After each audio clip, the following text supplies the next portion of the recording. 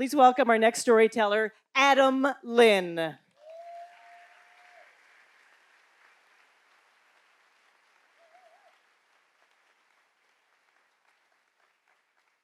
gotta keep it going.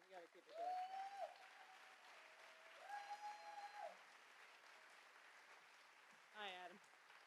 How's it going? I'm gonna put you right here.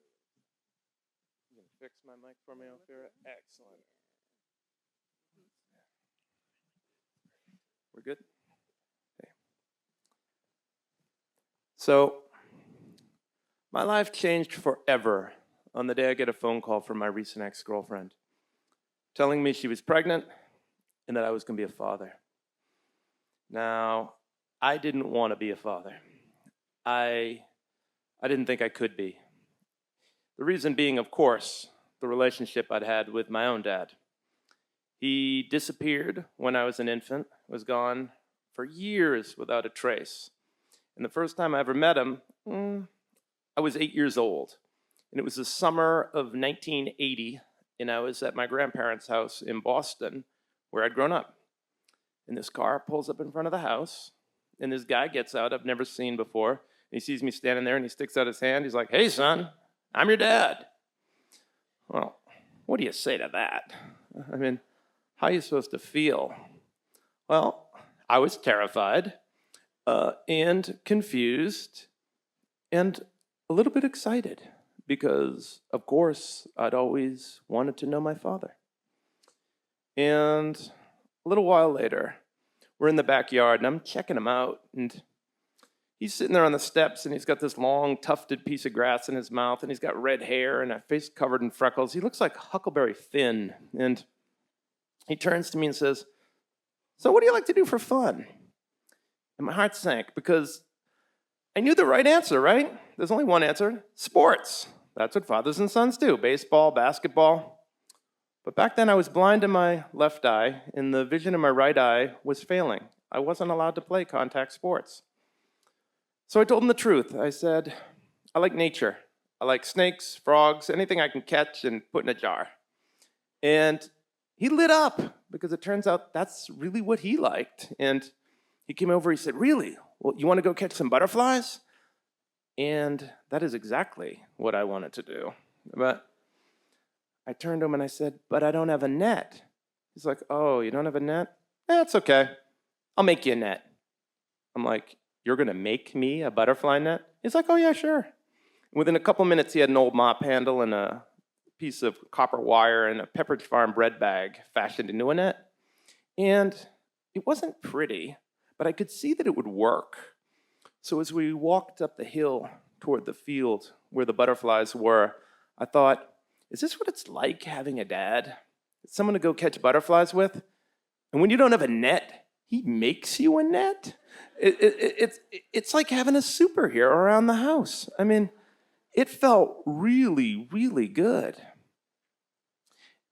But later that night, my mom came in from work, and needless to say, was a little surprised to find my father there, having not seen him for almost 8 years. And a little while later, she pulls me aside and says, "Listen, your dad's going to take off. I'm going to drive him out to the highway, and he's going to hitchhike home to Iowa." And I went outside, and my mom and dad climbed into my mother's old, rusty, yellow Ford Fairlane, and I waved to my dad, and he waved to me. And I never saw him again. And that hurt. That hurt. And within a couple years, I'd lost the remaining vision in my right eye. I went totally blind. And I got very angry. And anyone who knew me back then would say, "Well, he's blind. It's frustrating. It's hard." And to a certain extent, of course, that's true. But I was really wrestling with this much older pain, this hole in my heart that my father's leaving had left me with. And it left me with the feeling that I never wanted to be a father. I didn't think I could be. But now here I was, 30 years after seeing my dad, and I was going to be a father myself, whether I liked it or not. And I didn't know what to do. So I called a lawyer, and and the lawyer says, "Well, Listen, son, you don't have a legal problem. You have a family problem. And there's nothing in the world that says you have to be in this child's life. And I hung up the phone, and I thought, okay, this guy might know the law, but he doesn't know me. And maybe I didn't know myself, because the more I thought about it, the more I realized that really what I wanted more than anything in the world was to be a father. And I wanted to be a good father. I didn't want to be an absentee dad like mine. But how was I going to do that? Rachel and I had broken up. We'd been living in Brooklyn. I'd moved to Boston. We weren't talking. We were fighting on email. And I sent her an email. I said, listen, Rachel, this baby deserves both a mother and a father. You know, we've fought with each other. That's our right. But can you meet me halfway? And luckily for me, she said yes. And pretty soon I'm getting emails like, hey, the baby's the size of a raspberry and doing great. And I'm like, oh my God, I'm going to be a father. I just need to figure out how to do that really, really quickly. So, you know, what do I do when I don't know how to do something? I go to Google and I type in how to be a good dad. And now this was a few years ago. I don't know about now, but back then, if you were going to be a mom, there was all kinds of stuff. You know, this is what you should eat to help your breast milk. This is what you shouldn't eat. This is how you cover your summer bump. But there was very little for dads. I've got another email. Baby's the size of a plum. Tick, tick, tick, tick, tick, tick, tick, tick, tick, tick. It's like when you hear a baby is 6 or 7 months away, that sounds like an eternity. But we're talking biological time. There's no negotiating with a baby. It's coming. So I'm a big reader. I thought, I'm going to read my way into being a good dad. And everyone said, okay, yeah, you got to get some memoirs. Pick up Tobias Wolff, This Boy's Life. So I pick it up and I start reading it. And I'm like, what a great book. It's a kid. He's like me. He's got no dad. He's making his way in the world. Then the book ends. He's not a dad. I have not learned anything. All right, so another email. The baby's the size of an eggplant, and you got to get down to New York because you never know when the baby's going to show up. And I thought, how am I going to become a father? One last thing I can try. I went over to Lord & Taylor, and I got myself a pair of brown corduroys and some brown Rockport shoes, because even though I had no idea how to be a dad, I sure as hell knew how to look like one, right? So, and with the new clothes, I went down to Brooklyn, and Rachel let me into the old apartment.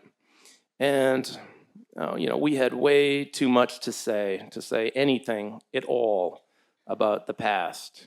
And knowing a baby is coming gets your mind very, very focused on the present. So over the winter, Rachel had done a tremendous job at gathering all the stuff a baby needs. Bassinet, changing table, little 2-ounce bottles for breast milk that look like something you'd use with a doll. And it felt really good to touch all this stuff and to feel this gear and to learn how to use it. And by the time I was done, I thought, hey, maybe I'm halfway to being a good dad. This is a lot of stuff. And then it was time to go see the doctor, look at that last ultrasound. And I was really scared. I felt like a fraud. I'm thinking, this doctor's going to say, like, who the hell are you? You're showing up kind of late in the game here, buddy. So believe me, I wore the dad pants, and I had the shoes on. And you know, the doctor comes out the back, and he's got the ultrasound. He doesn't even look at me. He just says, hey, baby looks fine. Go home, sit tight. And we go home, and I say to Rachel, like, can you believe that we're really going to be parents? Can you believe that we're going to bring a living creature into this apartment, a human being, and take care of it? Us? I don't believe it. And she said, neither do I. I'm scared too. What, you think because I'm having the baby that I'm feeling on top of this? I'm terrified. And it felt a little bit better to feel like, okay, we're in this together. And it felt so good, in fact, very unlike me. I got a little ahead of myself. I put together something called a baby bag, which was a duffel bag with some fuzzy pajamas and banana chips and a bottle of water, things Rachel might need if the delivery went long. And then the world shifted under my feet yet again. It was Friday night. I get a phone call. It was Rachel. She was on her way home from work. She was at the subway station near our apartment. And as she stepped off the train, she felt the baby shift down in a very big way. The baby was coming right now, and she needed my help. And I jumped up, and I grabbed my coat and my white cane, and I hit the door, and I was down on the street, and I was running. It was March, and it was windy and cold. There were cars everywhere. New York City, no people, just cars. No one to help me.